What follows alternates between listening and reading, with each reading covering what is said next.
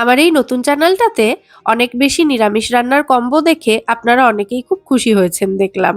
মানে অনেকেই আমার মতো নিরামিষ রান্না নিয়ে হিমশিম খান। মানে নিরামিষ দিনে কি রান্না করব সেটা ভাবতে ভাবতেই রান্নার টাইম অনেক সময় পেরিয়ে যায়। এটা আমার সঙ্গে আগে ভীষণ হতো। তাই জন্য চেষ্টা করছি কিছু নিরামিষ রান্নার কম্বো আপনাদের সাথে শেয়ার করতে, যাতে নিরামিষ দিনে লাঞ্চে বা ডিনারে কি রান্না করবেন সে ব্যাপারে মাথা ব্যথাই না থাকে। মানে আমার মতো নিরামিষ রান্না নিয়ে হিমশিম খাওয়া পাবলিক গুলো যাতে একটু স্বস্তি পান, সেই জন্যই এই চিন্তা ভাবনা আর কি। যাকে বাকি গল্প পরে দেবো, রান্নাটা আগে শুরু করা যাক। আজকে শেয়ার করছি মাওয়া পোলাও আর তার সাথে ফুলকপির ঘি রোস্টের রেসিপি। সবার প্রথমে পোলাও রান্নার জন্য একটা বাটিতে করে চালটা মেপে নিয়েছি। একটা বাটিতে করে মেপে নেবেন, তাহলে চাল এবং জলের পরিমাণটা বুঝতে সুবিধা হবে। এখানে 450 গ্রাম মতো গোবিন্দভোগ চাল রয়েছে। চালটাকে প্রথমে 3-4 বার জল পাল্টে পাল্টে একদম পরিষ্কার করে ধুয়ে নিয়েছি। এবার চালটাকে ভিজিয়ে রাখবো আধ ঘন্টা মতো। আর চালটা আধ ঘন্টা ভেজানো হয়ে গেলে একটা ছাঁকনির ওপরে দিয়ে চালের জলটা ঝরিয়ে নেব। আর এরপর ফুলকপিগুলো বড় বড় টুকরো করে কেটে নেব। তো আমি এইরকম মাঝারি সাইজের দুটো ফুলকপি ব্যবহার করেছি এই রান্নার জন্য। মোটামুটি 4 থেকে 5 জনের জন্য এটা সাফিসিয়েন্ট।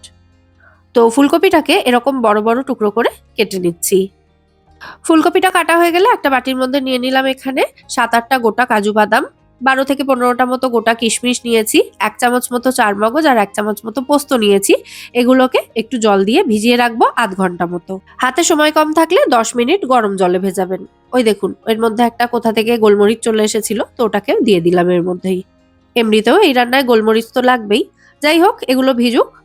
আর এরপর এখানে আমি একটা কড়াইতে পর্যাপ্ত পরিমাণে জল নিয়ে জলটাকে গরম করতে বসিয়েছি। জলটা ফুটতে শুরু করেছে, তো এর মধ্যে ফুলকপির ফুলগুলো প্রথমে দিয়ে দিচ্ছি। 2 থেকে 3 মিনিটের জন্য ভাপাবো। খুব বেশি সময়ের জন্য কিন্তু মানে ফুলকপিগুলো সেদ্ধ করতে হবে না, জাস্ট হালকা করে একটু ভাপিয়ে নিতে হবে। এতে কি হবে, ফুলকপির ভেতরে যদি পোকা থাকে তাহলে সেগুলো বেরিয়ে যাবে। তো 2-3 মিনিট মতো ভাপিয়ে নেওয়ার পর এবার ফুলকপির ফুলগুলোকে আমি ছাঁকনির ওপরে তুলে নিচ্ছি জল ঝরিয়ে নেওয়ার জন্য। এরপর ওই কড়াইটাই পরিষ্কার করে নিয়ে ভালো করে গরম করে এর মধ্যে কিছুটা সাদা তেল দিয়ে দিচ্ছি ফুলকপিটা ভেজে নেওয়ার জন্য। বানাচ্ছি ফুলকপির ঘি রোস্ট, তো ঘিতে ভাজলে ভালো হতো, তবে এতটা ঘি ব্যবহার করা তো সম্ভব নয়, সেই জন্য তেল দিয়ে ভেজে নিচ্ছি। আর তেল ঘি মিশিয়েই রান্নাটা আমি করব। তবে পুরো রান্নাটাই যদি ঘি দিয়ে করেন তাহলে রান্নার স্বাদ যে অনেক বেশি ভালো হবে সেটা বলাই বাহুল্য।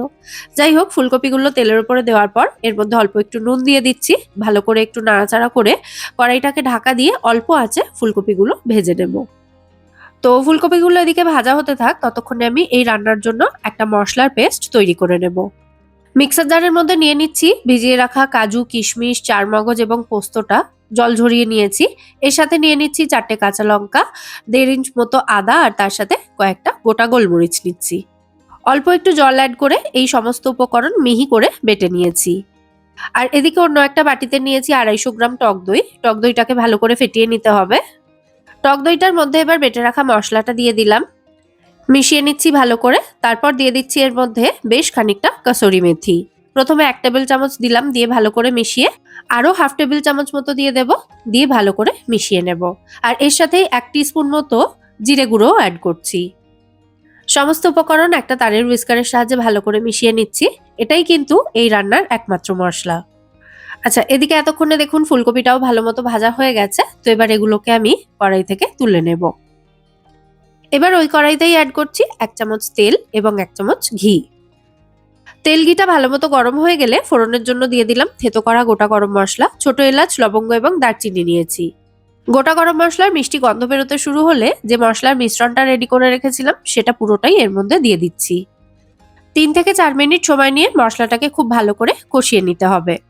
3-4 মিনিট কষিয়ে নেওয়ার পর এই মশলার মধ্যে ভেজে রাখা ফুলকপির টুকরোগুলো দিয়ে দিলাম। তারপর ফুলকপির সাথে মশলাটাকে ভালো করে মিশিয়ে আবারও 4 থেকে 5 মিনিটের জন্য লো ফ্লেমে রেখে কষিয়ে নিতে হবে।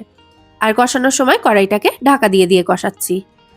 তো মোটামুটি মিনিট 5 ফুলকপির সাথে মশলাটাকে আমি কষিয়ে নিয়েছি। মশলাটা এখন অনেকটাই শুকনো শুকনো হয়ে এসেছে দেখুন। তো এবার এর মধ্যে মশলার জারটা ধুয়ে সামান্য একটু জল দিয়ে দিলাম, হাফ কাপ মতো জল দিলাম। আর স্বাদ অনুযায়ী নুন দিয়ে দিচ্ছি। এরপর সমস্ত উপকরণ ভালো করে নাড়াচাড়া করে মিশিয়ে দিয়ে কড়াইটাকে ঢাকা দিয়ে লো টু মিডিয়াম ফ্লেমে এটাকে ততক্ষণ পর্যন্ত রান্না করব যতক্ষণ না ফুলকপিটা পুরোপুরি সেদ্ধ হচ্ছে।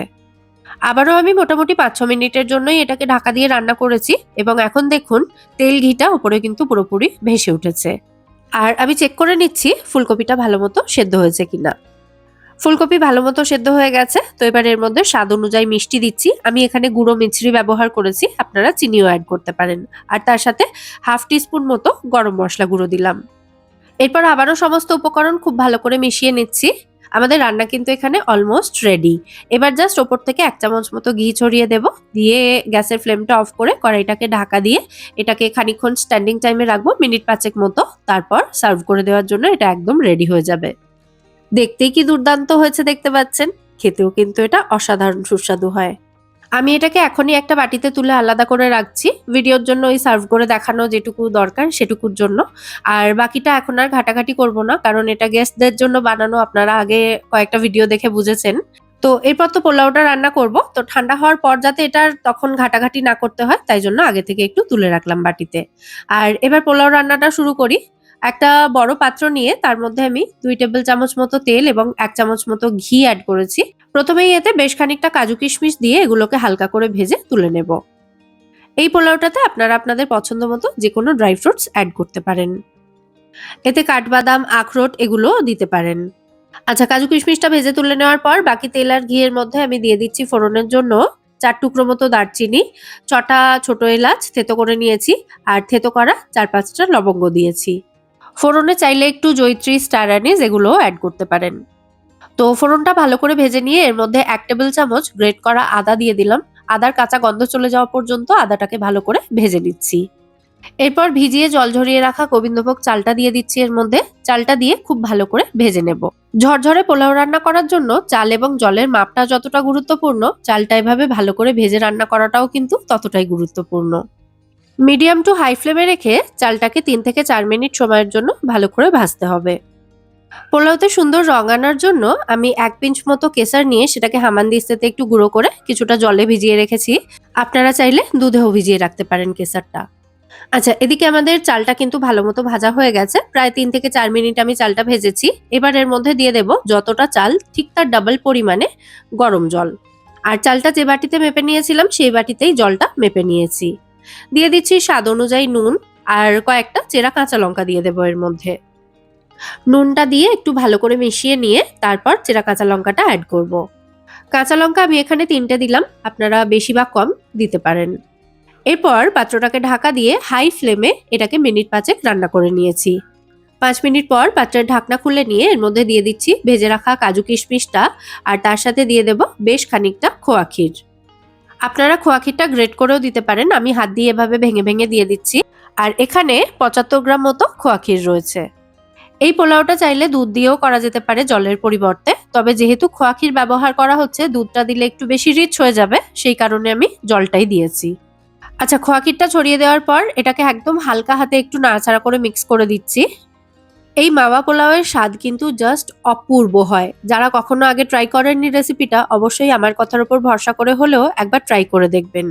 আর আজকের এই কম্বো রেসিপিটা আপনারা চাইলে আমার মতো বাড়িতে গেস্ট আসলেও বানাতে পারেন, তাদের জন্য সবার খুব পছন্দ হবে। যাই হোক, এদিকে পোলাওটাকে হালকা হাতে একবার নাড়াচাড়া করে মিশিয়ে দিয়ে ওপরটা এরকম একটু লেভেল করে দিলাম। তারপর এর মধ্যে কেশর ভেজানো জলটা দিয়ে দেব। আর জলটা এভাবে বিভিন্ন জায়গায় দিয়ে দেব, যাতে কিছু ভাতের কালার একটু হলদেটে হয় আর কিছুটা সাদা থাকে, মানে রংটা খানিকটা বিরিয়ানির মতো হবে। আর কেশর ভেজানো জলটা দেওয়ার পর এটাকে কিন্তু আর নাড়াচাড়া করব না। গ্যাসের ফ্লেমটা একদম কম করে দিয়ে এটাকে আরো 5-6 মিনিট মতো রান্না করে নিয়েছি।